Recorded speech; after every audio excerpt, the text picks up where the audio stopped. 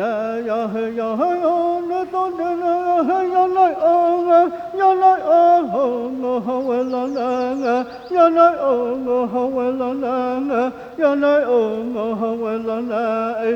oak provides the acorn nuts that the Apache people have utilized for hundreds of years. It's been a part of the way of life for the Apaches.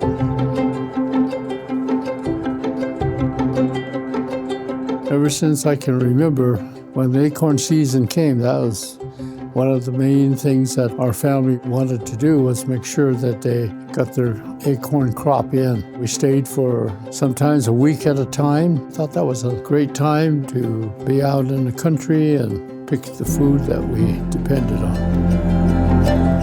They're dark brown. Some of them have little caps on it, and you crack them open as if you were eating sunflower seeds. They are used in ceremonial purposes, like for the sunrise dances, which is what they call the coming out ceremony for a young lady.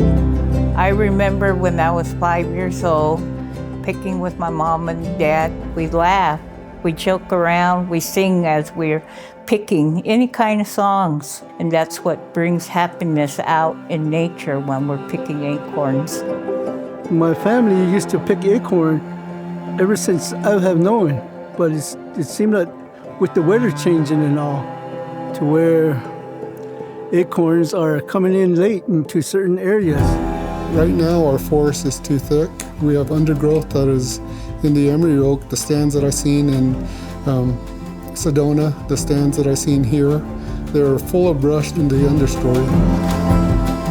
Acorn harvesting is mainly the end of July and August. You have a 3-week window. We all know when it's time to pick, and you see us everywhere.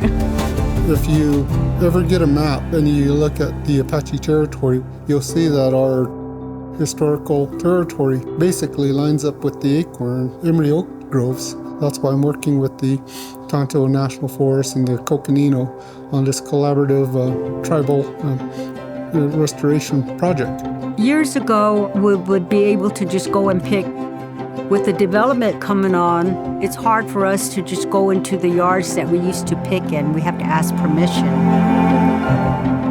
And it really shut down their access to places they've been going for not just generations, but for centuries. This was our homeland. Where these national forests are now, that's where our ancestral homelands used to be.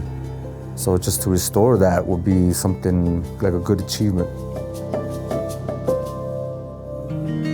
Our world today is very different than 200 years ago. This whole project evolved out of elders saying, hey, what's going on out here? We are not seeing new recruitments. How prescient is that?